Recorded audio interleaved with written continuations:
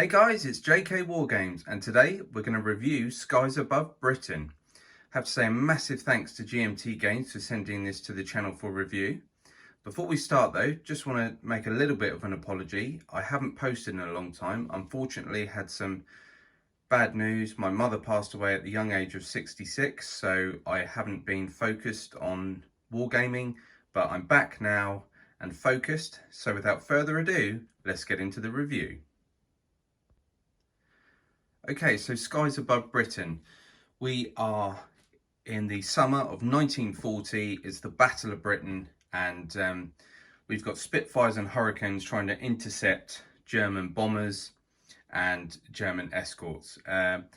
So I have to say right off the bat, I have a soft spot for the Skies games because my first game was Skies Above the Reich. That was the very first solitaire war game I ever played and bought, and I was hooked ever since then. So this one is a lot different, but let's cut to the chase. It's amazing, but I want to talk through the differences in the game. I'll show you how the game works and do some examples. Now, the game isn't difficult to play, but there are lots of steps in this game and you can get yourself confused. So let's have a look. So here we have this situation manual. Now this is really cool because this teaches you how to play the game in small steps. So straight away we get dogfight scenarios, and it tells you what components you're going to need from the game to play the dogfight sections.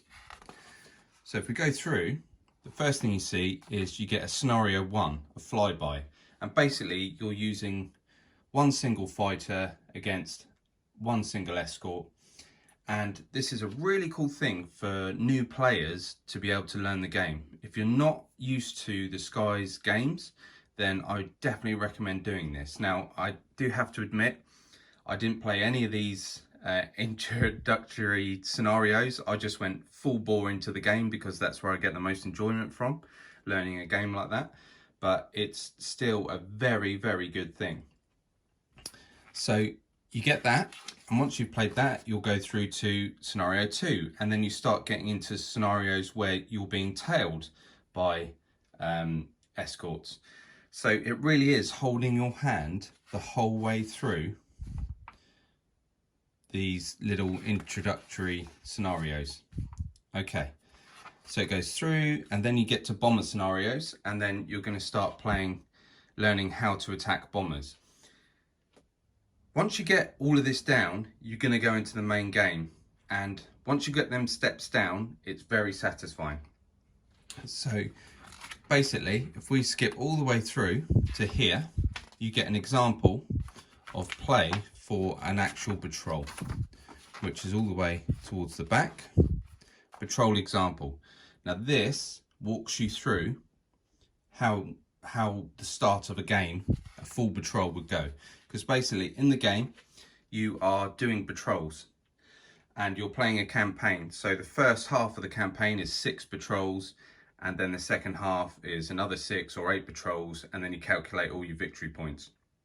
The idea being that you need to keep pilots alive, you need to track whether they're in hospital, whether they've bailed out, whether they've been killed in action. So it really captures this thing of trying to keep the roster of your pilots alive, which isn't easy. So that's the example. Now, after the example, you start getting into campaigns, and you can see this is the victory points and everything. I won't go into details about that. But here, chapter 1, skirmishing over the channel. This is where you start your campaign. And you would roll here to place your squadron, and then place vector markers, which we'll talk about in a minute. We then assign our pilots. We have visibility for the sun, and then this escort station and bombers we will use later in the game. So let's have a look at some of the components before I show you some examples of gameplay. So here you can see this is a Spitfire. Now you get stickers and you put them onto these blocks. Some people don't like stickers, but they're very easy to apply, and I really like the chunkiness of these blocks.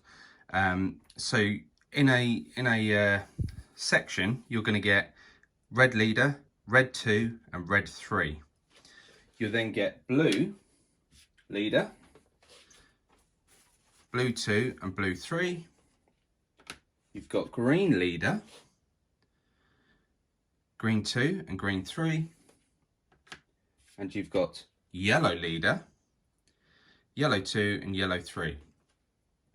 Now, I've chosen Spitfires because I'm British and I wouldn't choose anything else. Excuse me, the Spitfires are absolutely awesome.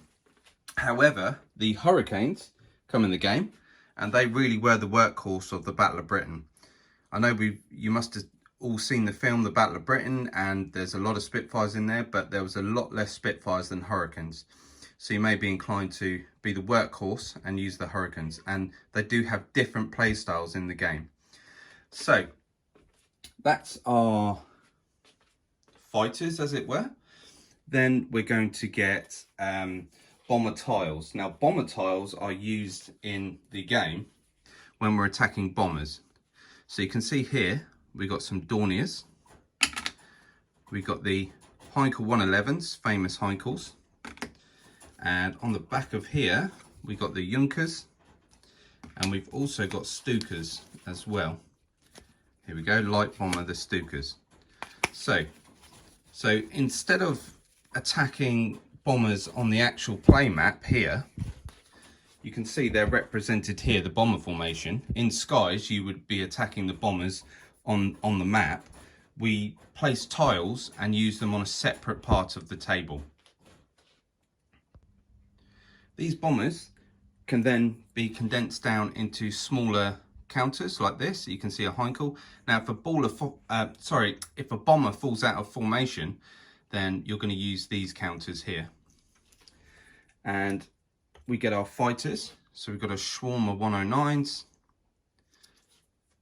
We've got 110s. And then we get single counters like this. So we get 109s. And then the other side is a single 109. And we've got the same for 110s. We then get our squadrons. So this represents our whole squadron of Spitfires, our whole flight flying around. And you can split those into different sections when attacking, and that's what these two represent. We then get game cards. I won't go into massive detail, but let's just take a look at these. You're going to use these in a dogfight, and you can see the quality of these cards and the whole game quality is amazing. So you can see here, if you were a full squadron of Spitfires and you were attacking head-on 109s, you would use this column like this, and then you would use these icons, which we'll talk about in a minute. So you get lots of cards. You get head-on and tailing, tailed, escort reactions, Luftwaffe advantage, RAF advantage, and bomber, light bomber cards and medium bomber cards. We then get our rule book, which I'll show you now. Now, the rule book is pretty hefty for a Skies game. I think there's 64 pages, 62, sorry, and there's a lot of information in here. But the game is designed for you to start playing and then reference the rule book. And I think Skies is one of the best games for player aids and referencing the rule book. So for instance, if I'm playing here and I'm not sure about the entropy phase, I just go to page 35 on the rule book. Patrol complete, I go to 38. Here, if I wasn't sure about escort reactions, I go to page 36. So I really did learn the game from using the player aids and then referring to the rule book, and obviously reading through in more detail about things. So, as I say, it's not a hard game to play, but you really do need to get the steps right. So you can see here, this is a sequence of play. And your raid vector sequence, you go through these, you reveal, and then if you reveal any of these, the player aid tells you where to go. And then your interception sequence, which is where you start to attack, and that conveys over here, contact tables, and inside here you're going to be using this a lot. So all of these icons are listed and what they mean. So you don't have to use the rulebook, you can just use this. Absolutely fantastic. So that's player aid. You've got your pilot roster, which you can see I've done 3 patrols already and it's a bit of a mess. And I've scored 25 victory points after 3 patrols. And these are our pilots. You fill out how many patrols they've done, how many kills they've got, if they've got an A skill, if they're green or regular. And there's loads of these in here. And there's historical pilot rosters as well. Okay, so let's take a look at how the sequence of play actually works. Okay, so starting the game, I've rolled my position. So my flight are in the coast. So there's coast, middle or deep. And we're in the coast, which is very good because if we intercept a raid here, we're in the same zone to attack it. You can attack if you're in the same zone or adjacent, but if you're not, you're gonna have to move your pilots about, which is costing you fuel and more actions. So we're in the coast. The very first thing we do is reveal an inbound vector marker, and it will tell you how many of these to place. I've just put these here for an example. So inbound vector marker, we flip it, and we can see here, this one tells us the position the sun has changed, and we have flak. Okay, so when you're setting the game up, you roll for the position of the sun. So we have clear skies. At the moment, the sun is in the port high sun. We roll a single D12, and if it's even, it moves clockwise. If it's odd, it moves anti-clockwise. So we'd roll a dice. It's even, we move to the nose high sun. We've done that. Now we have flak. So flak is anti-aircraft guns on the ground firing at the bomber formation. We draw 1, because it's got the number 1 there. We draw 1 damage counter here, and we use the hurricane side. You always use the hurricane side. And that's a fallen. That's an engine with a fallen. So 1 bomber will be fallen out of position. However, we don't know where they are yet as our flight. So we just place this on the interception map like that. That is completed. We've moved that to one side. You keep drawing these until they're gone. So we draw the next one. Okay, on this one, we have Messerschmitts. So one of our sections is going to be attacked by a group of Messerschmitts. So as our flight is flying along, Messerschmitts have seen us and they're going to contact us. So if we go to our player aid here, you can see Messerschmitts. Draw 1 Luftwaffe advantage card, select a section, it spends 1 fuel. If no section, select a fighter, deep zone, treat as a straggler. So we're going to choose a section which is over on our board over here. So we draw a Luftwaffe advantage card. And this is going to tell us what's going to happen. We flip, and you can see we're tailed by 2 109s. However, there's text here that says Hun in the sun. Clear or haze only, which it is. If escort station must be in the sun, replace the rot with a swarm. However, we're just going to leave it with these 2 for this example. Okay. Then we would roll for a section. Okay. So on the section board, you roll to see who's being attacked. So this is our section board here, squadron display, and we're going to roll to see who's attacked. So you can see it's got 1, 3, 4, 6, 7, 9, 10, 12. So let's roll and see who's attacked. We rolled a 4, so blue squadron are going to take the attack. So we draw a counter and place 2 109s on our tail. So these guys have 2 109s on the tail. Now, this is going to trigger a dogfight. If you're tailed in a dogfight, you can issue an order to your squadron, your section. You can do evade, slip or turn. Evade would let you draw 2 cards, a slip would let you slip behind them, and a turn would mean that you've turned and they've come head on with you. So we're going to order the blue section to turn. We draw a tailed card because we are being tailed. So a tailed card, we are a full squadron of Spitfires, and we've got that symbol, which is the turn symbol. So we've managed to turn them. So you move that to head on. So the turn worked. We have this here, which is reduce. So we reduce that counter down to 1 Messerschmitt. We don't get a kill for it. It's just reduced. Okay. Then we would check for any hits. There's no hits on our pilots at the moment. So that's the end of the first round of dogfighting. If you are still in a dogfight, still contacted at the end of the first round, that squadron is lost contact.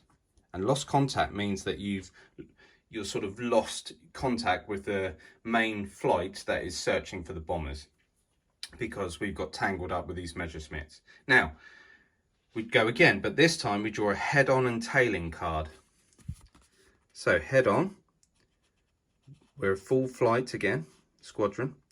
This means we lose contact with the bomber, with the Messerschmitt. So he's gone, he's out of play. A C means a collision check, so we roll a dice. On a 1, there's a collision. No, it's a 7, so we're good. And this bullet here means we get low ammo. So one of our Spitfires has a low ammo, and we roll. And you can see here, even or odd. So roll a 5. So blue 3 takes the low ammo.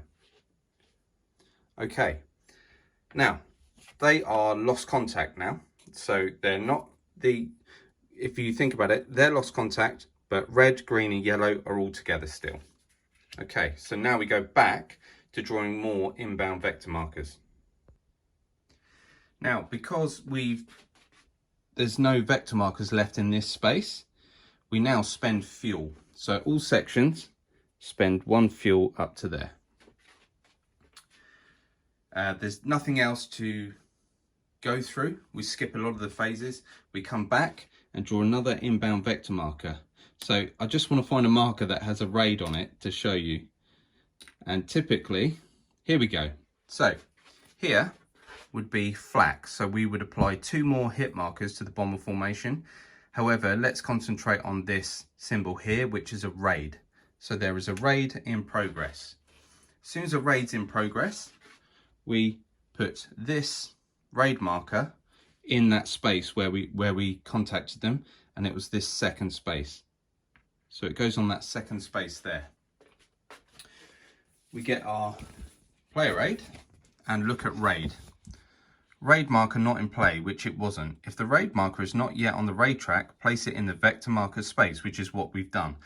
If visibility is clear, place escort station markers in escort stations. So now we're going to see if there's any escorts protecting the bomber formation. And this is where we get our situation manual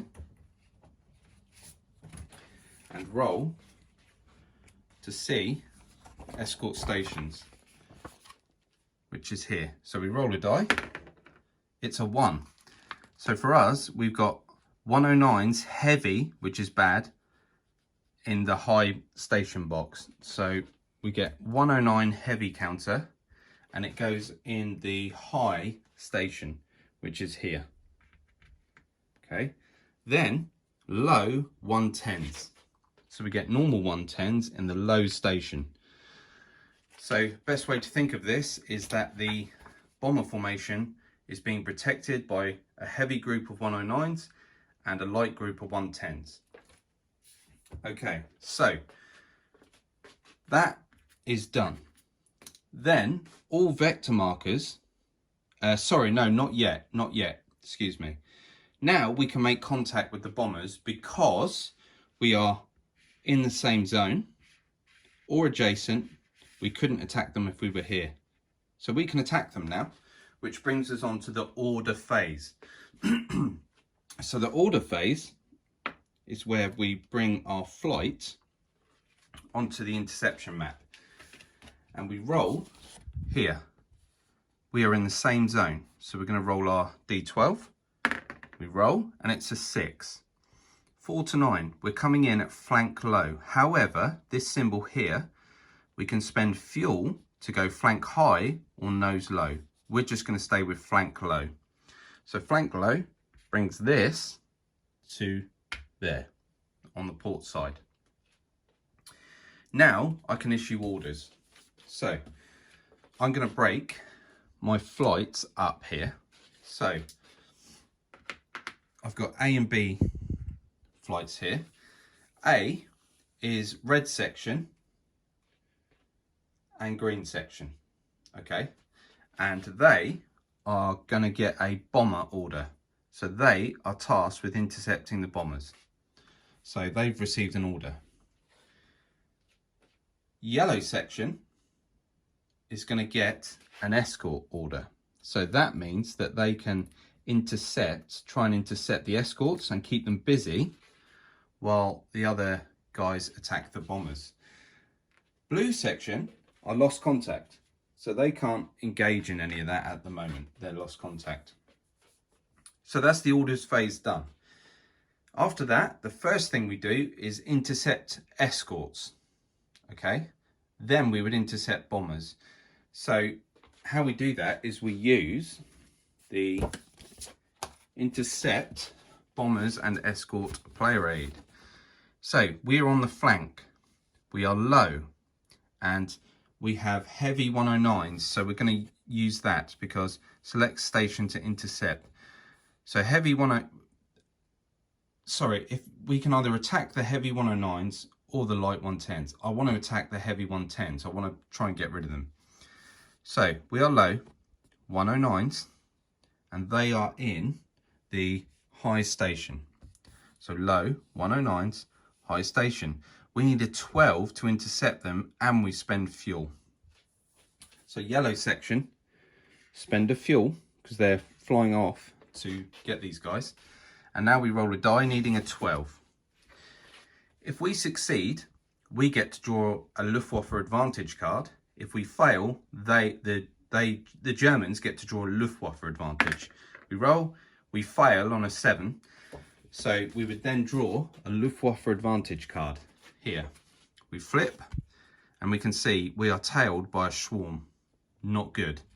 So we try to intercept them. They got the move on us, and they're behind us now. There is event text here, but we're going to ignore that for now. It says here, clear or haze only. If escort station, it must be in sun. Add a rot. So you would add a head on as well. So what would happen here? There would be a dogfight with yellow section now, because yellow section were tasked with getting the escorts. We're not going to go through that because we did just look very slightly at dogfights. And remember, guys, I'm not doing a full playthrough here. This is just a quick examples and a review. So that would be the escorts. Now, after that, we would go to the bombers. And this is where you're going to get most of your victory points. This is like the meat and potato of the games. So we are trying to intercept the bombers now. So we are flank low, and we are, see this here? This means we have to spend a fuel. So red and green have to spend, red and green have to spend fuel. Because remember, blue section are lost contact. Okay, so flank low, and we pick the highest escort station, the heaviest one. So heavy 109s on high, and we're low 109s. We need an 11 to intercept the bombers. So we would roll, and this is where positioning comes into it. If you position better, you'll have a better chance. We roll, we fail to intercept the bombers, so we would get jumped on by fighters. However, let's say we did intercept the bombers, okay? We're then gonna roll to see what bombers we've contacted. So we come here, and we're gonna roll to see what bombers we have.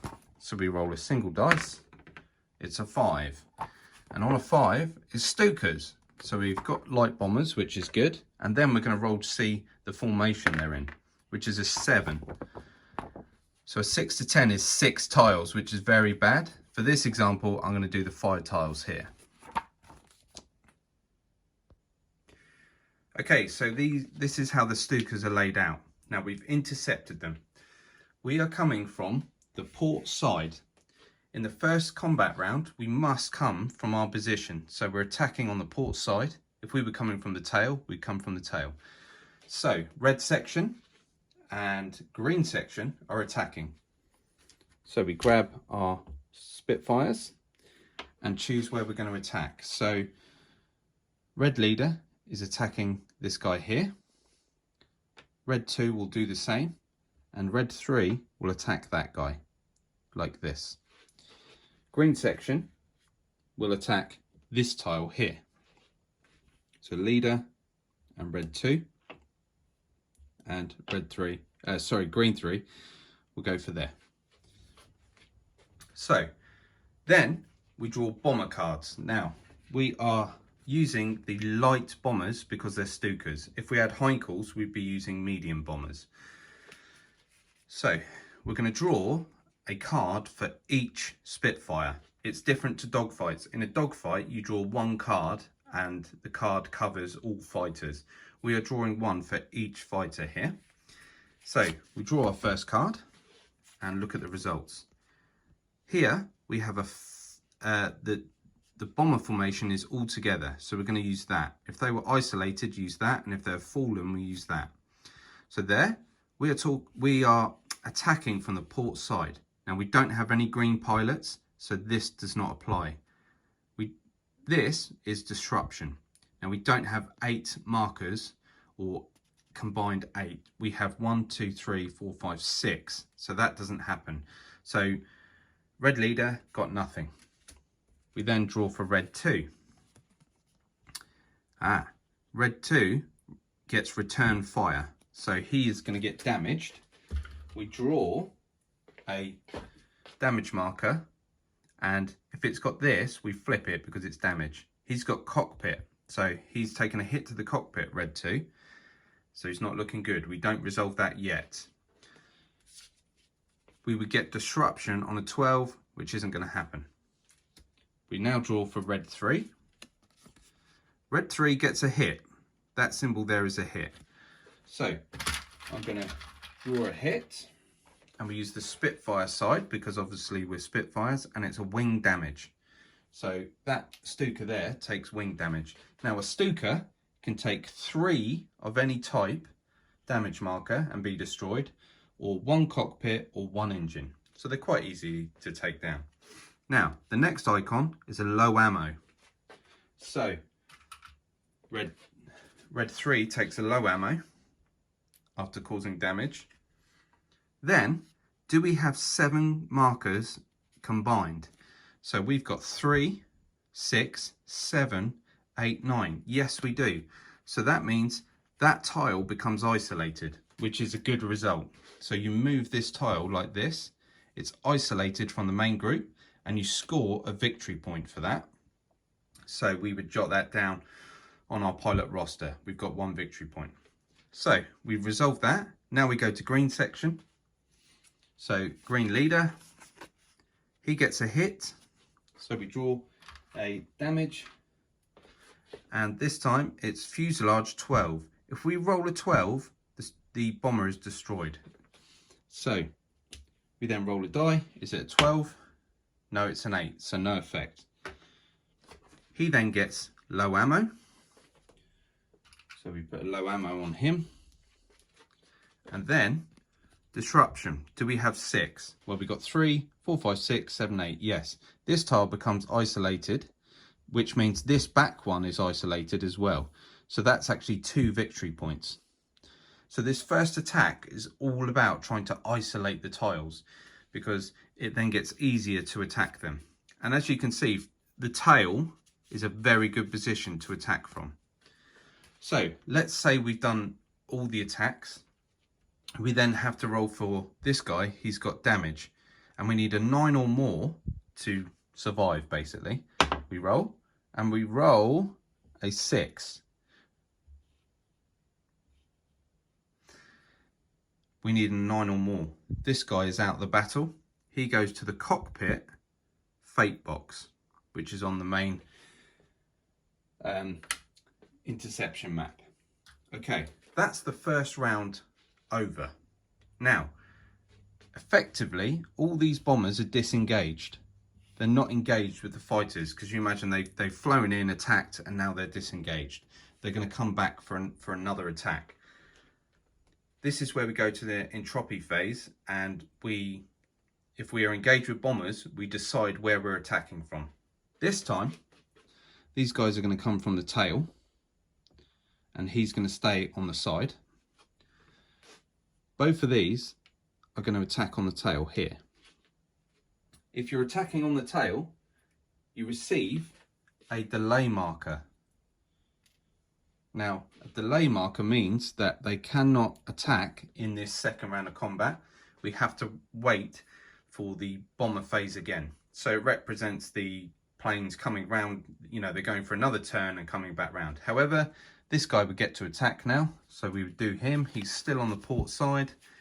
He has killed the dorsal gunner. So the dorsal gunner is out of action, and that means if you receive damage from the tail position, you ignore it. So that's a good result. He gets low ammo and disruption. That's already happened. That is how attacking bombers goes, and basically you want to keep going until you destroy them or they're fallen. If a bomber is fallen, you put one of these markers on, and then you select the counter of that type, like this, and put it there, and it's a lone bomber, and you can attack it. Okay, so that's how the bomber phase works.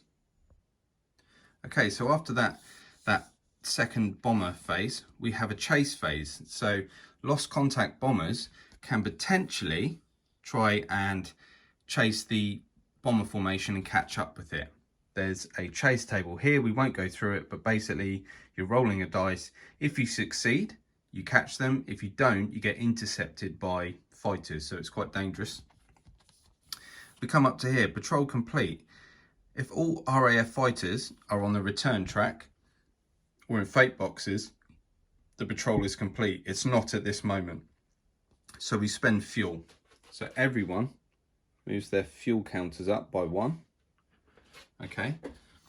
Then escort recovery. So if we had any of them suppressed, now we didn't talk about that. We should have suppressed them, but I won't go into details. But basically, we now roll to see if escorts exit. And you would use this number here, an 11. So you'd roll a die for each one. So this heavy one, no. The 110s, no.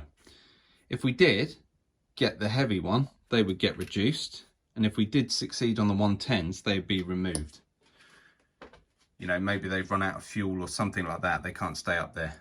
Channel patrol is basically another way to get attacked, but we won't go through that. Reform, so anyone that's lost contact can potentially reform. And then we swirl again. So if the patrol is not ended, we restart the interception sequence. So we go through everything again. Now, just to touch on, if we drew a counter, we go drawing counters again. If we draw another raid, a second raid result means the Stukas have dropped their bombs. We remove all inbound markers, and the raid moves to the turn space. Moves to the turn space, and then we put outbound markers because the Stukas have dropped their bombs. They're trying to get back home. So we're now chasing them across the channel back home. They potentially bombed a radar station or something, and we're doing that. Now, because of the position we're in, there's 3 outbound markers. Now, what happens when you get to this stage, I'm doing this a bit out of sequence, this moves into the first one, and you reveal the outbound marker. And as you can see, they'd received 2 damage markers from flak as they're flying away. So that would go in there, and then you go to the next one, which would be we're getting attacked by Messerschmitts again, and so on. Now, what you will find is you've got a lot of decisions to make. So returning your guys to base, if they're low on ammo or out of ammo, is a very good option, because basically you want your pilots to survive. So if you think, just say for instance you had 6 victory points and you thought, okay, I think I've used my luck up, I've attacked, I now want to return to base. It's a very good idea. Now at the end of the game, you're going to roll in the fate boxes. So this guy is in the cockpit box here, and we've got information here. So I'm going to roll a die. The result is a 4. For a Spitfire, a 4, he's crashed. We then have to see what happens to the pilot. I roll the die. It's a 5. On a 5 to 10, he's in hospital. So red 2, his pilot, who is here, would end in the hospital box, which is up the top there, which you can see I've already got some pilots in from a game. So he would go in there, and you'd then roll at the start of the next patrol, and he's potentially killed, stays in hospital, or discharged. We'd then total up our, and by the way, you'd have a lot more fighters in fate boxes.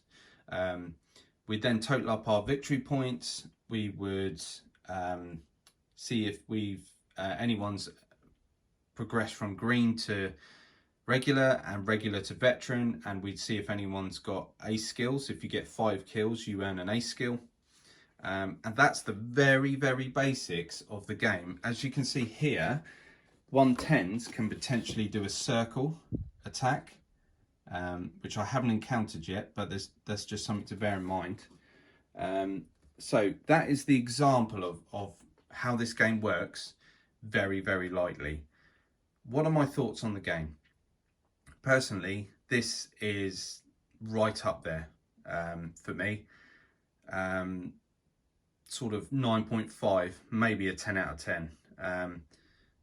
Like I say, I played 3 full patrols, and you just get drawn into it. You know, you feel like you're actually in the Battle of Britain.